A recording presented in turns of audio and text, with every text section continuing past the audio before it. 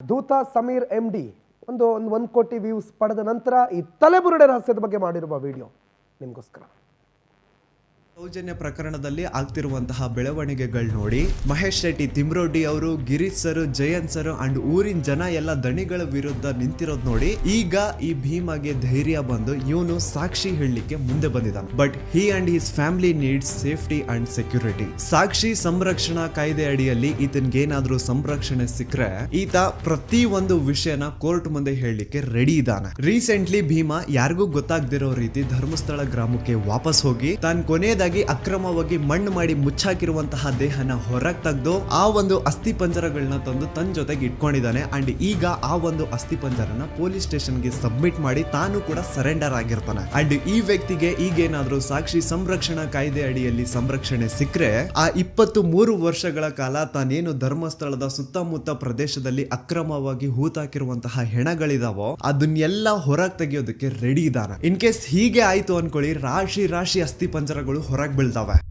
ಈಗ ಇಷ್ಟೆಲ್ಲ ಸತ್ಯ ಗೊತ್ತಾದ್ಮೇಲೂ ನೀವಿನ್ನೂ ಆ ನಕಲಿ ದೇವಮಾನವ ವೀರೇಂದ್ರ ಜೈನ್, ಅವ್ರ ತಮ್ಮ ಹರ್ಷೇಂದ್ರ ಜೈನ್ ಅಂಡ್ ಅವ್ರ ಇಡೀ ಕುಟುಂಬನ ಸಪೋರ್ಟ್ ಮಾಡ್ತೀರಾ ಅಂತಂದ್ರೆ ನಾಚಿಕೆ ಆಗ್ಬೇಕು ನಿಮ್ಗಳ ಜನ್ಮಕ್ಕೆ. ಸಾಕ್ಷಿ ತಾನೇ ಕೇಳ್ತಾ ಇದ್ರಿ, ಸಾಕ್ಷಿ ತಾನೇ ಬೇಕಿತ್ತು ನಿಮ್ಗೆಲ್ಲ. ಈಗ ಒಂದು ಜೀವಂತ ಸಾಕ್ಷಿ ಮುಂದೆ ಇದೆ, ಈಗ ನ್ಯಾಯ ಇಸ್ಕೊಡಿ. ಹೆಚ್ಚು ಕಡಿಮೆ 1,000 ಜನ ದಿಕ್ಕಿಲ್ಲ ದೆಸ ಇಲ್ಲ, ಅವ್ರ ಮನೆಯವ್ರಿಗೆ ಅವ್ರು ಸತ್ತಿದ್ದಾರೆ ಅನ್ನುವಂತಹ ವಿಷಯನೂ ಗೊತ್ತಿಲ್ಲ, ಹಂಗ ಮಾಡಿ ಅವ್ರನ್ನ ಮುಚ್ಚಾಕಿದಾರೆ. ಇಷ್ಟು ಕೇಳಿದ್ಮೇಲೆ ನಿಮ್ ರಕ್ತ ಕುದಿತಿಲ್ಲ ಅಂತಂದ್ರೆ ಏನ್ ಹೇಳ್ಬೇಕಿನ್ನ. ನಮ್ ದೂತ ಸಭೆಯ ಪ್ರಜೆಗಳಿಗೆ ಅಂಡ್ ಯಾರೆಲ್ಲ ಕರ್ನಾಟಕದ ಮೂಲೆಯಿಂದ ಈ ಒಂದು ವಿಡಿಯೋನ ನೋಡ್ತಾ ಇದ್ರು ನಿಮ್ಮಲ್ಲೆಲ್ಲ ಕೇಳ್ಕೊತಾ ಇದೀನಿ, ನೀವು ಜಸ್ಟ್ ವಾಟ್ಸಪ್ ಸ್ಟೇಟಸ್ ಹಾಕಿದ್ರೆ, ಇನ್ಸ್ಟಾದಲ್ಲಿ ಸ್ಟೋರಿ ಹಾಕಿದ್ರೆ ಸಾಲಲ್ಲ. ಈ ಸತಿ ಬೀದಿಗಿಳಿದು ಪ್ರತಿಭಟನೆ ಮಾಡ್ಲೇಬೇಕು. ಈ ಅನ್ಯಾಯದ ವಿರುದ್ಧ ಪ್ರತಿ ಒಬ್ರು ಧ್ವನಿ ಎತ್ತಬೇಕು. ಅಂಡ್ ಈ ಸತಿ ಯಾವನಾದ್ರೂ ಕಚಡ ನನ್ನ ಮಗ ಮಧ್ಯದಲ್ಲಿ ಬಂದು ಹಿಂದೂ ಮುಸ್ಲಿಂ ಅಂತ ಕಡ್ಡಿ ಏನಾದ್ರೂ ಅಲ್ಲಾಡಿಸಿದ್ರೆ ಆ ನನ್ನ ಮಗನ್ನ ಚಪ್ಲಿಲ್ ಹೊಡಿರಿ. ಈಗ ಸೌಜನ್ಯದಲ್ಲಿ ಆಗ್ತಿರುವಂತಹ ಬೆಳವಣಿಗೆಗಳು ನೋಡಿ ಮಹೇಶ್ ಶೆಟ್ಟಿ, ತಿಮ್ರೋಡಿ ಅವರು, Girish sir, Jayant sir and ಊರಿನ ಜನ ಎಲ್ಲ ದಣಿಗಳ ವಿರುದ್ಧ ನಿಂತಿರೋದು ನೋಡಿ ಈಗ ಈ ಭೀಮಾಗೆ ಧೈರ್ಯ ಬಂದು ಇವನು ಸಾಕ್ಷಿ ಹೇಳಲಿಕ್ಕೆ ಮುಂದೆ ಬಂದಿದ್ದಾನೆ. ಬಟ್ ಎಸ್, ಆ ವಿಡಿಯೋಗಳನ್ನು ನೋಡಿದ್ರಿ ಸರ್. ದೂತ ಸಮೀರ್ MD ವಿಡಿಯೋ ಇದು. ಕಚಡ ನನ್ನ ಮಗ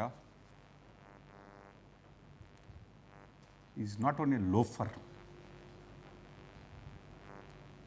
ಏನನ್ಸುತ್ತೆ ನಿಮಗೆ? ಅವನೇನೋ ರಕ್ತ ಕುದಿಬೇಕಂತೆ, ಭೀಮಾ ಅಂತ ಹೆಸರಿಟ್ಟಿದ್ದಾರಂತೆ. ಯಾಕೆ? ಯಾವುದಾದ್ರೂ ಮುಳ್ಳನ ಹೆಸರಿಡು, ಅಲ್ಲನ ಹೆಸರಿಡು. ನಿನ್ಗೆ ಯಾಕೆ? ತಿಮ್ರೋಡಿ ಸರ್ರು, ಮಟ್ಟಣ್ಣವರ ಸರ್ರು, ಮಟ್ಟಣ್ಣವ್ರ ಅಪ್ಪ ಅಂತ ಕರಿ.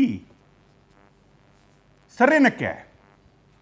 ತಿಮ್ರೋಡಿ ತಾತ, ಮಟ್ಟಣ್ಣವರ ಅಪ್ಪ, ಇನ್ನೊಬ್ಬ ಸೆಕೆಂಡ್ ಅಪ್ಪ ಕರಿ.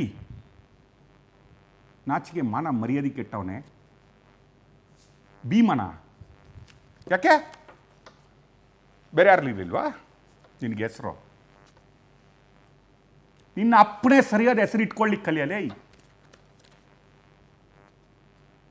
ಹಲ್ಕ ನನ್ನ ಮಗನೇ, ನಿನಗೆ ಹೇಳ್ತೀನಿ ಏನೋ ಧರ್ಮಸ್ಥಳದ ಬಗ್ಗೆ ಕಾವಂದ್ರಿಗೆ ನಕಲಿ ದೇವಮಾನವ ಅಂತ ಹೇಳ್ತೀಯ, ನಕಲಿ ದೇವಮಾನವ ಅಂತ ಹೇಳ್ತೀಯ. ನಿನ್ನೆ ಹುಟ್ಟೇ ನಕಲಿ. ನಾನು ಹೇಳ್ತೀನೋ ನೀನು ಹೇಳ್ದಂಗೆ? ನೀನು ಯಾರಿಗೆ ಹುಟ್ಟಿದ್ಯಾ ಅಂತ ನಿನಗೆ ಗೊತ್ತಿಲ್ಲ ಅಂತ ಹೇಳ್ತೀನಿ. ನಿನ್ನ ಅಪ್ಪ ನಿನ್ನ ಸರ್ಟಿಫಿಕೇಟಲ್ಲಿ ಇದ್ದವನು ಅಲ್ಲ ಅಂತ ಹೇಳ್ತೀನಿ. ನಿನ್ನ ಹುಟ್ಟನ್ನೇ ನಾನು ಕ್ವಶನ್ ಮಾಡ್ತೀನಿ. ನಕಲಿ ದೇವಮಾನವ ಏನು ಮಾಡಬೇಕು? ದಗ್ಗೆ ಹೇಳ್ಬೇಕು, ದಂಗೆ ಹೇಳ್ಬೇಕು, ಸುಮ್ಮನೆ ಕೂತ್ಕೊಬಾರ್ದು. ರಕ್ತ ಕುದೀತಾ ಇದೆ. ಯಾವ ರಕ್ತ ನಿಂದು? ನೀನು ಯಾವ ರಕ್ತ?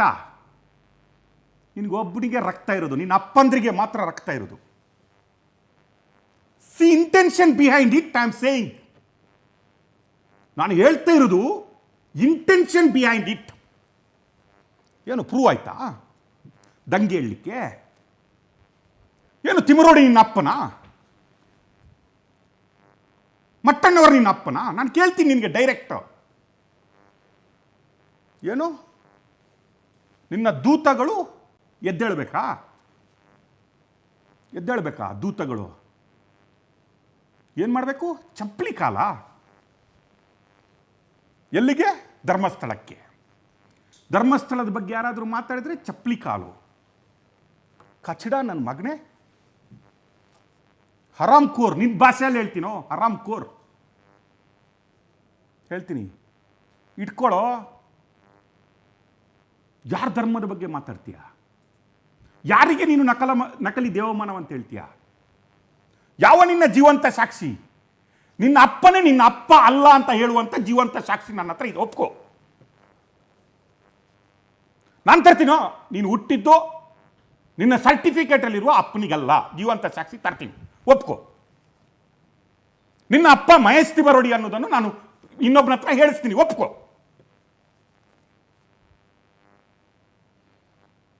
ಒಪ್ಕೋ.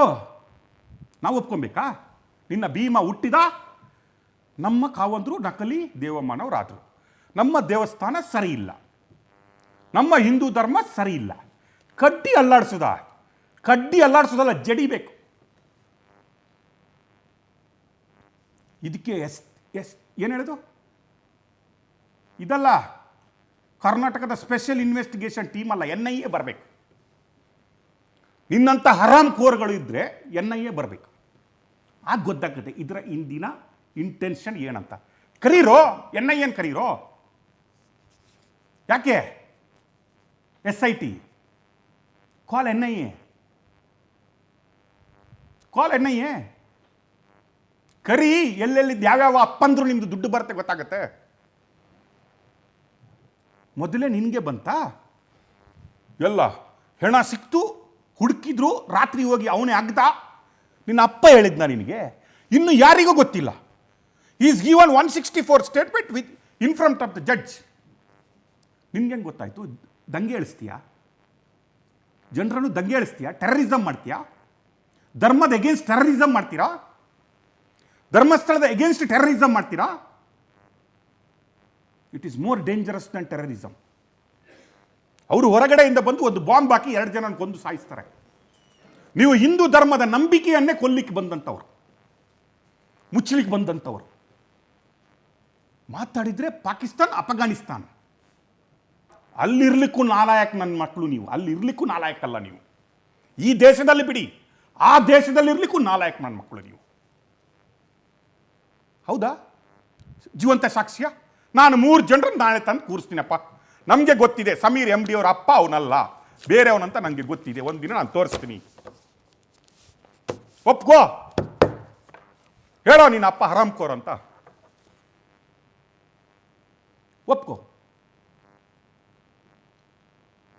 KV ಧನಂಜಯ್ಗೆ ಹೋಗಿ ಲೆಟರ್ ಹಾಕ್ಲಿಕ್ಕೆ ಹೇಳು, ಸರ್ಟಿಫಿಕೇಟ್ ಚೇಂಜ್ ಮಾಡಲಿಕ್ಕೆ. ಸರ್, ಒಂದು ಸಾಕ್ಷಿ ಸಿಕ್ಕಿದೆ, ನನ್ನ ಅಪ್ಪ ಅವನಲ್ಲ, ಸರ್ಟಿಫಿಕೇಟ್ ಚೇಂಜ್ ಮಾಡಿಕ್ಕೆ ಸರ್, ಸುಪ್ರೀಂ ಕೋರ್ಟಲ್ಲಿ ಹೋಗಿ ಹಾಕ್ಬಿಟ್ಟೆ ಅಂತ. ಇಡಿಯಟ್. ಜನರನ್ನು ನೀವು ಏನಂತ ಅಂದ್ಕೊಂಡ್ಬಿಟ್ಟಿದ್ದೀರಿ? ಧರ್ಮ ಅಂದ್ರೆ ಏನು ಅಂದ್ಕೊಂಡ್ಬಿಟ್ಟಿದ್ರಿ? ನಂಬಿಕೆ ಅಂದ್ರೆ ಏನು ಅಂದ್ಕೊಂಡ್ಬಿಟ್ಟಿದ್ರಿ? ಈ ನಕಲಿ ಹೋರಾಟ ಅಂತ ಅಂದ್ಕೊಂಡ್ಬಿಟ್ಟಿದ್ದೀರಾ? ಸಾವಿರರಲ್ಲ, ಲಕ್ಷಾಂತರಲ್ಲ, ಕೋಟ್ಯಾಂತರ ಭಕ್ತರು ಹೋಗ್ತಾರೆ. ಶಿವನೇ ನೀನೇ ನನಗೆ, ಅಣ್ಣಪ್ಪ ಸ್ವಾಮಿ ನೀನೇ ನನ್ನೇ ಬದುಕು ಅಂತ, ಉಳಿಸಪ್ಪ ನನ್ನನ್ನು ಅಂತ. ದೇವರು ಇದ್ದಾನ ಬಿಟ್ಟಿದ್ದಾನ ಬೇರೆ ವಿಷಯ ರೀ. ಆ ಮೋರಲಲ್ಲಿ ಬದುಕ್ತಾರೆ. ಸಾವಿರಾರು ಕೋಟ್ಯಾಂತರ ಜನ ಸಾಂತ್ವನ ಪಡ್ಕೊಂಡು ಬಂದಂಥ ಕ್ಷೇತ್ರ. ಆ ಕ್ಷೇತ್ರದ ನಂಬಿಕೆಯನ್ನು ಅಳಿಸ್ಲಿಕ್ಕೆ ಹೊರಟಿದ್ದೀರಾ? ನಿನ್ನಂಥ ಕಚಡಗಳಿಗೆ SIT ಬೇಕಾಗಿಲ್ಲ, ನನ್ನಂಥ ಒಬ್ಬ ಶಿವಗಣ ಸಾಕು.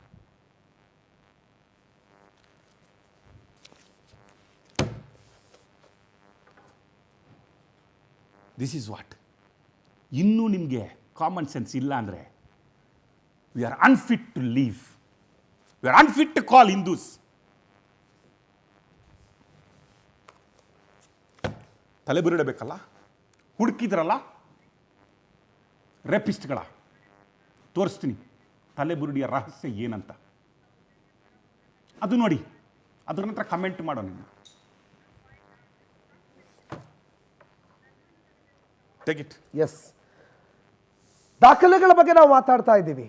ಯಾವ ದಾಖಲೆಗಳ ಬಗ್ಗೆ? ಧರ್ಮಸ್ಥಳದಲ್ಲಿ ಹೂತಿಡಲಾಗಿದೆ ಅಂತ ಹೇಳ್ತಿದಾರಲ್ಲ, ಶವಗಳನ್ನು ಹೊರಗೆ ತೆಗಿತೀವಿ ಅಂತ ಬಂದಿದಾರಲ್ಲ, ಭೀಮ ಕೌರವ ಹುಟ್ಟುಕೊಂಡಿದಾರಲ್ಲ, ಅವ್ರ ಬಗ್ಗೆ ನಾವು ಮಾತಾಡ್ತಾ ಇದ್ದೀವಿ. ಹಾಗಾದ್ರೆ ಈ ತಲೆಬುರುಡೆ ಪ್ರಕರಣ ಏನಪ್ಪ ಈ ತಲೆಬುರುಡೆ ರಹಸ್ಯ?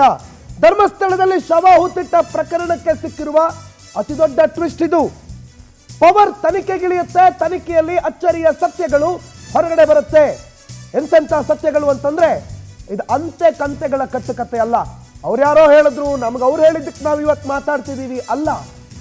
ಯಾವ ಚಾನಲ್ಲು ಕೂಡ ಈ ವಿಸ್ಫೋಟಕ ಸುದ್ದಿ ಅವ್ರ ಕೈಗೆ ಸಿಕ್ಕೇ ಇಲ್ಲ. ಪವರ್ ಟಿವಿಯಲ್ಲಿ ದಾಖಲೆಗಳ ಸಮೇತ ಈಗ ಈ ತಲೆಬುರುಡೆ ರಹಸ್ಯವನ್ನ ರಿವೀಲ್ ಮಾಡ್ತೀವಿ. ಇದು ನೀವು ಹಿಂದೆಂದೂ ಕಾಣದ ರೋಚಕ ತನಿಖಾ ವರದಿ. ನೂರಾರು ತಲೆಬುರುಡೆಗಳು ಅಂತ ಹೇಳ್ತಾ ಇದೀವಲ್ಲ, ನೂರಾರು ತಲೆಬುರುಡೆಗಳ ರಹಸ್ಯ ಏನು? ನೂರಾರು ತಲೆಬುರುಡೆಗಳನ್ನು ಹೂತವರು ಯಾರು?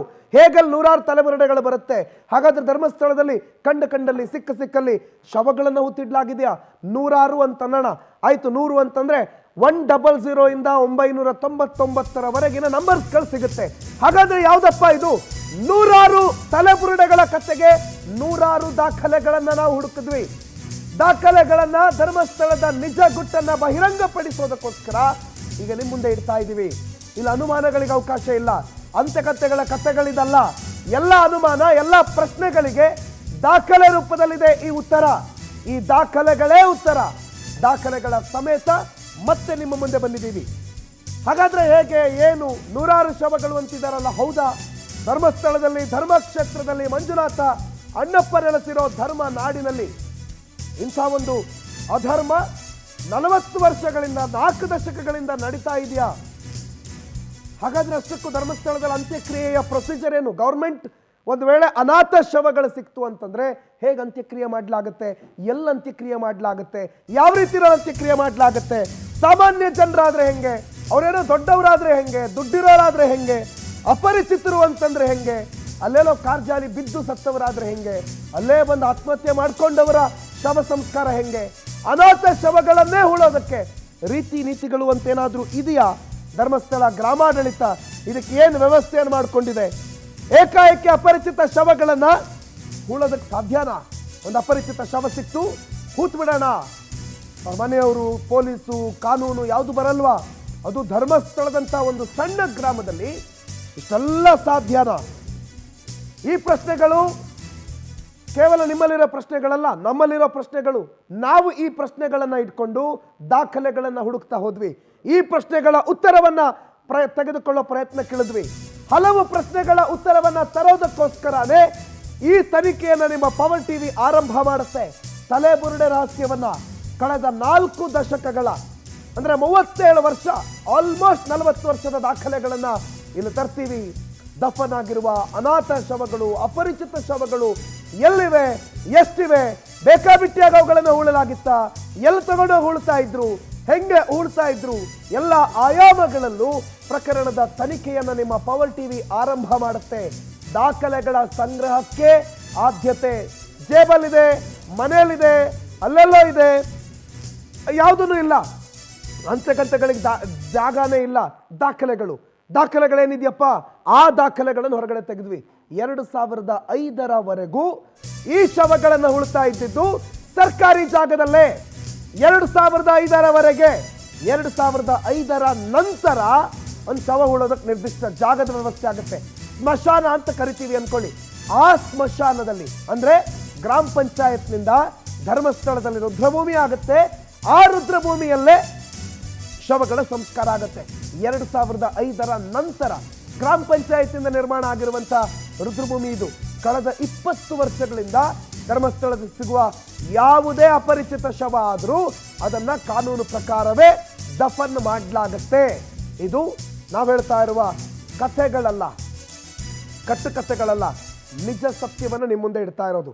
ಒನ್ಸ್ ಅಗೇನ್ ಈ ಬ್ರೇಕಿಂಗ್ ಪಾಯಿಂಟ್ಸ್ಗಳ ಗ್ಲಿಮ್ಸ್, ನಿಮಗೆ ಬ್ರೇಕಿಂಗ್ ಅನ್ನು ಓದೋದು ಕಷ್ಟ ಆಗಬಹುದು, ಅಥವಾ 15 ಲೈನ್ಸ್ಗಳಿದೆ, ಯಾವುದನ್ನ ಅರ್ಥ ಮಾಡ್ಕೋಬೇಕು ಗೊತ್ತಾಗದೇ ಇರಬಹುದು. ಹಾಗಾಗಿ ಅದನ್ನ ಸ್ವಲ್ಪ ಕ್ರಿಸ್ಪ್ ಆಗಿ ನಿಮ್ಮ ಮುಂದೆ ಇಡೋ ಪ್ರಯತ್ನ ಮಾಡ್ತೀನಿ. 100 ಶವಗಳನ್ನು ಹೂತಿದ್ದಾರೆ, ಹೌದಾ? ಸಾಧ್ಯನಾ? ಧರ್ಮಸ್ಥಳದಲ್ಲಿ ಇದೆಲ್ಲ ಪಾಸಿಬಲ್ಲ. 100 ಶವಗಳನ್ನ, ಅನಾಥ ಶವಗಳನ್ನ ತಂದು 40 ವರ್ಷಗಳಿಂದ, ಕಳೆದ 40 ವರ್ಷಗಳಿಂದ ತಂದು ಹೂರ್ತಾ ಇದ್ದಾರೆ ಅಂತಂದ್ರೆ ಅಲ್ಲಿನ ಜನ ಯಾರೂ ಒಬ್ರು ಧರ್ಮಿಷ್ಠರಿರ್ಲಿಲ್ವಾ? ಯಾರೊಬ್ರಿಗೂ ಇದ್ರ ಬಗ್ಗೆ ಮಾತಾಡೋದಕ್ಕೆ ಬಾಯೇ ಬರಲಿಲ್ವಾ? ಸತ್ತವರು, ಅವ್ರು ಸತ್ತಿದಾರಂತ ಅವ್ರಿಗೆ ಗೊತ್ತಿಲ್ವಂತೆ, ಅವ್ರ ಮನೆಯವ್ರಿಗೆ ಗೊತ್ತಿಲ್ವಂತೆ, ಹೌದಾ? ಇಷ್ಟೆಲ್ಲ ನಡೆಯುತ್ತಾ? ಆಯ್ತಪ್ಪ, ಧರ್ಮಸ್ಥಳದಲ್ಲಿ ಸಿಗುವ ಅಪರಿಚಿತ ಶವಗಳ ಸಂಖ್ಯೆ ಎಷ್ಟು? ಧರ್ಮಸ್ಥಳದಲ್ಲಿ ಸಿಗುವ ಅಪರಿಚಿತ ಶವಗಳನ್ನ ಹೂಳುವ ವಿಧಾನ ಹೇಗೆ? 1988ರಿಂದ 2025ರವರೆಗೆ ಇಲ್ಲಿ ಸಿಕ್ಕಿರುವ ಅನಾಥ ಶವಗಳ ಸಂಸ್ಕಾರ ಹೇಗೆ ಮಾಡಲಾಗಿತ್ತು, ಅನಾಥ ಶವಗಳು ಸಿಕ್ಕುವಂತ ದಾಖಲೆಗಳೇ ಬರ್ಕೋದೆ, ಅದ್ರ ಬಗ್ಗೆ ಏನೂ ಮಾಹಿತಿ ಇಲ್ಲದೆ ಅದನ್ನು ದಫನ್ ಮಾಡಿಬಿಟ್ರ ಅನ್ನುವ ಹಲವು ಪ್ರಶ್ನೆಗಳ ಜೊತೆಗೆ ನಾವು ತನಿಖೆಗಿಳಿದ್ವಿ, ದಾಖಲೆಗಳನ್ನ ತಡಕಾಡಿದ್ವಿ. ಆ ಎಲ್ಲ ದಾಖಲೆಗಳನ್ನ ಈಗ ನಿಮ್ಮ ಮುಂದೆ ಇಡುವ ಸಮಯ ಹತ್ತಿರ ಆಗಿದೆ. ಅಷ್ಟೂ ದಾಖಲೆಗಳನ್ನ ನಿಮ್ಮ ಮುಂದೆ ಇಡ್ತೀವಿ. ಇಲ್ಲಿ ಅನುಮಾನಕ್ಕೆ ದಾರಿ ಇಲ್ಲ, ಅನುಮಾನಕ್ಕೆ ಯಾವುದೇ ಸಮಯ ಸಂದರ್ಭ ಇಲ್ಲ. ಇಲ್ಲಿ ನಿಮಗೆ ಕ್ಲಿಯರ್ ಕಟ್ ಆನ್ಸರ್ ಸಿಗುತ್ತೆ.